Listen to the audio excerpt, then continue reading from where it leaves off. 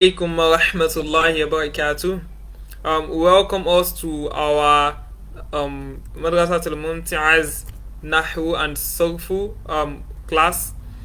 This is our Sarfu class, class 12 in the treatment of our textbook, the Matnul Bina'i.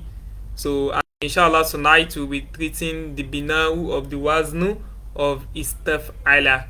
Istaf'ala, that is a verb that has 6 letters and comes in the form of the pattern Istaf'ala. So, we have learned the different awzan of fi'l previously, but now we have been treating the various uses of these different awzan. So we've told us that these different patterns, they have particular meanings, that once you see a word that comes in a particular wazn, you can already tell that, you can already guess the meaning or infer the meaning from the wazn that it comes from. So this time we are going to be treating istaf'ala, and we're going to be telling us the various uses of istaf'ala. So now down to the meat of the topic.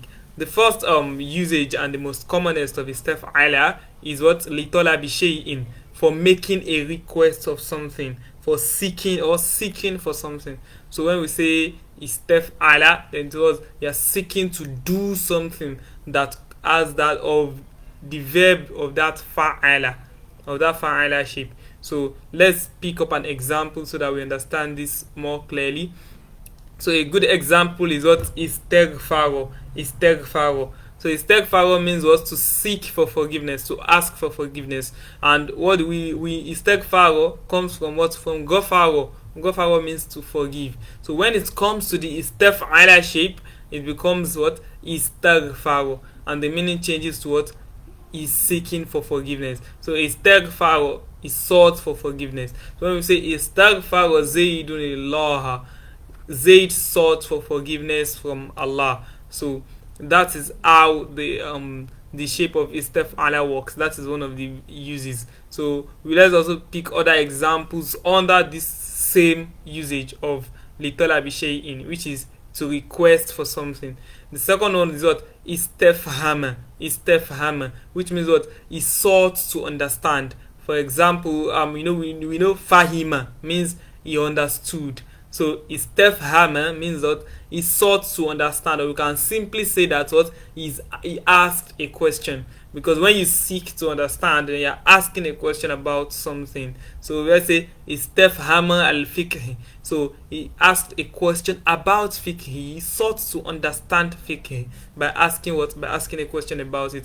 And this is where we have alif al-istifham. So we know when we have hamzatul istifham. So when you want to ask a question in Arabiya, you start with what? With what we call hamzatul istifham. So istifham is the mazhar of what? Istifhama, which comes from what? Seeking to understand, which means what? To ask a question. So another example is what? Istan toko. So when we say na toko, then we are saying that what? He spoke, or he made speech, he pronounced. So that is istan toko. That is na toko. So when we say istan toko, that means he sought for somebody else to speak. So and that is what? That is where that is the meaning of istan toko. So and we can simply say that what? He interrogated. We can simply summarize that by saying that he interrogated. So istan toko means what? He interrogated. Another example is what? Istat ama. Comes from what? From ta'ima, he ate. So istat ama, he sought for food. So he asked for food. He was seeking to eat. He needed to eat, or he begged. So we can simply say he begged. So and this appears in the Quran in Surah Al-Kahf, where Allah subhanahu wa ta'ala tells us about Musa and Khidr when they were going, and said what? فَانْطَلَقُوا حَتَّى إِذَا أَتَيَا أَهْلَ قَرْيَةٍ اسْتَطْعَمَا. So what? They both asked for food. They both requested for food. Another example is what? Ista'lama. We all know that what? Alima means what? To ask, he knows.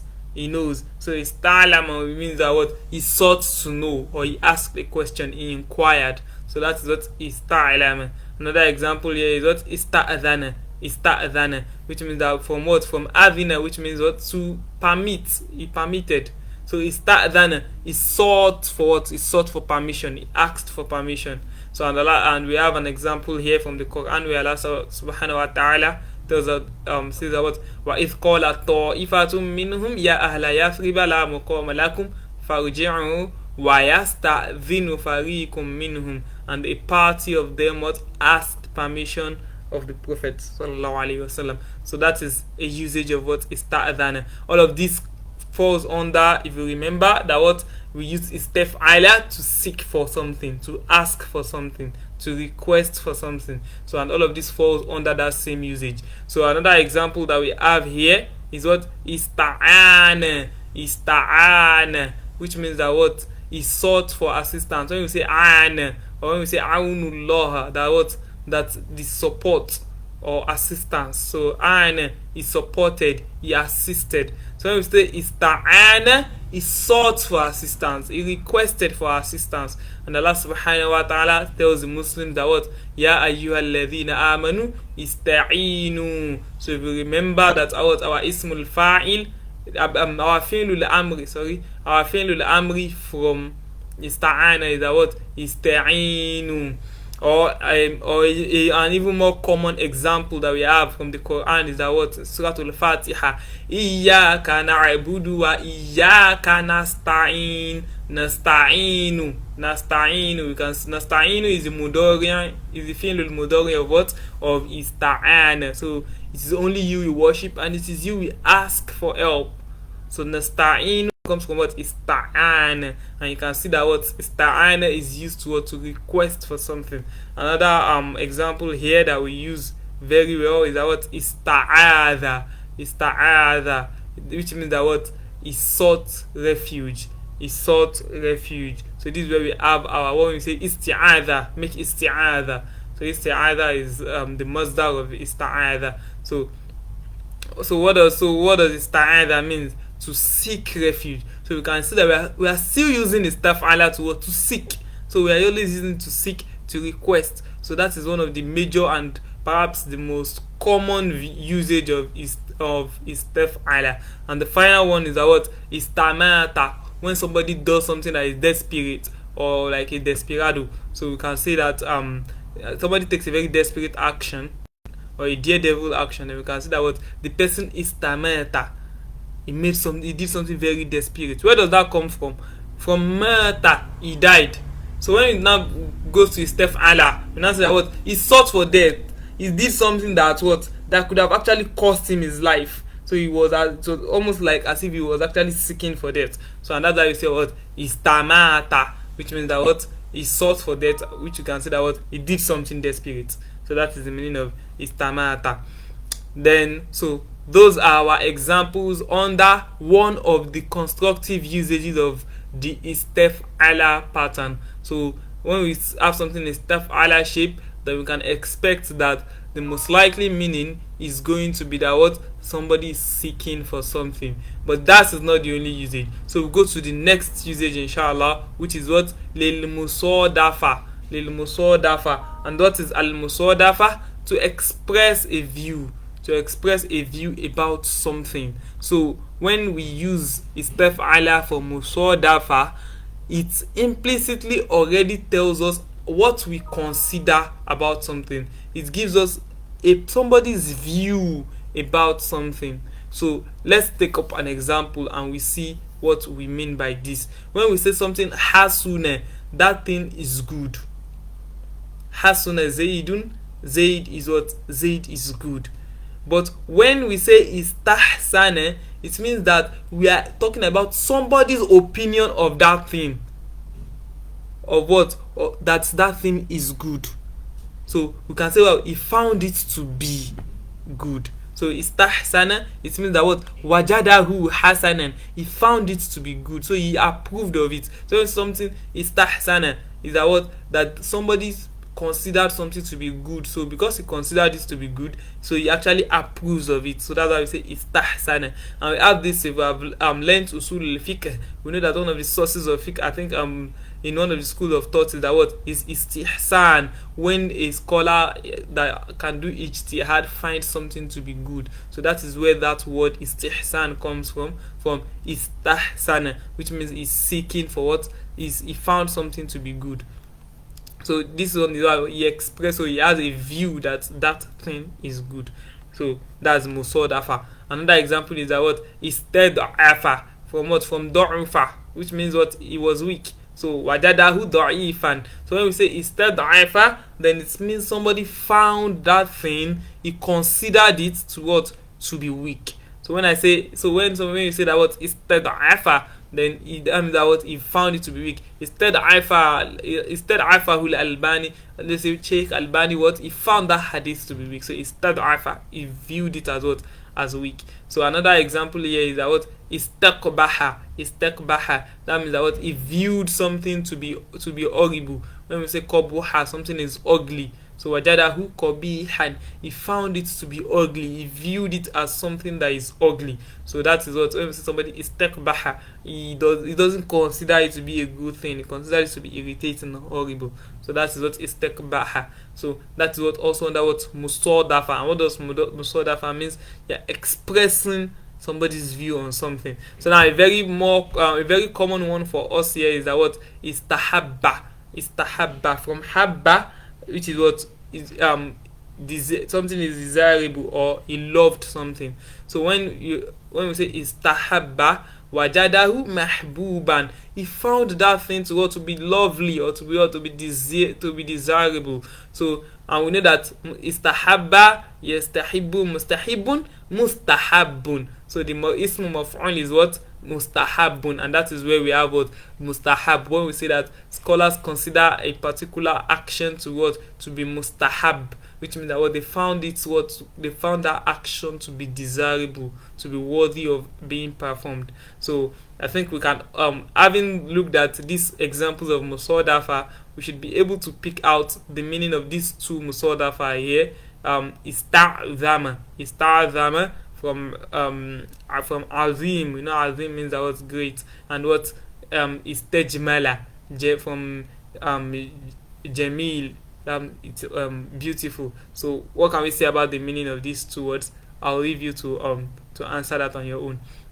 So a third constructive usage of the istaf'ala shape is what limutawa'ati af'ala. So in one of our previous lessons, we've talked about the mutawa'a, which is what, that compliance, when a verb, when an action that is previously muta'addi is now working as a lazim. So when somebody performs an action on his own, upon his own self. So that is when mutawa'a occurs. So a very good example of this, where istaf'ala performs the function of mutawa'a for a verb that is in the shape of af'ala. Because if you remember that the constructive usage of af'ala most of the time is usually as a muta'addi verb, which means a transitive verb. So when we now goes into compliance into mutawa'a, istaf'ala usually performs that action. A very good example is what ayqadha means that what he woke up. So he woke somebody up. So that is transitive. He woke somebody up. So istayqadha now means that what he woke up by himself. So nobody acted upon him. He just woke up on his own. So that is what ayqadha. So a very good example. Ayqadha Zaydun Amran. Zayd woke Amru up. Then what happened to Amru? Amru then woke up. So istayqadha Amrun. So ayqadha Zaydun Amran fa'astayqadha Amrun. So Zayd woke Amru up. And in this case, Zayd didn't have to wake Amru up. What happened in this case?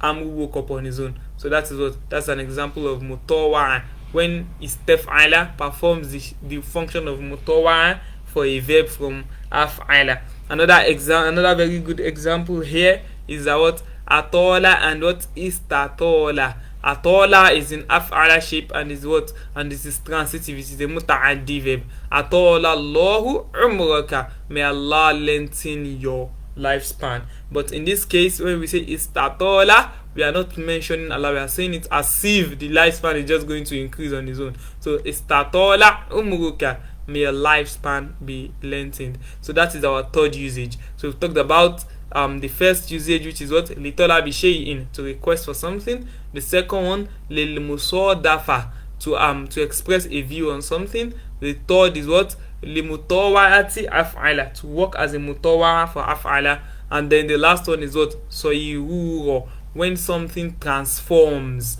So when we say soro, is that what something changed. So when we say something changed, so soyiruro, so for transformation. So when we say, for example, istahjarotin, when hajaro, we know hajaro means what, stone. So istahjarotin, which means when it goes into istaf'ala, it means that what, the clay became what, it became stone, it took the form of a stone. So, and we are telling us that this transformation can be real or figurative. A person may not actually change, but it may be as if the person changed. So in this case, a clay can actually become a stone. So, and we say that that clay as what, istahjaro. But another example here is that what, istanwaqal jamal, that is the male camel became a she camel. It didn't become a she camel in real sense. A male camel cannot actually become a she camel, but figuratively it started behaving like a she camel. So when we say na cotton, we are talking about what, a she camel. So when we now say that, when it now becomes a stef'ala, it now becomes what, a stanwaqo, which means the jamal, what, it's behaving, it turned to as if it started behaving like a female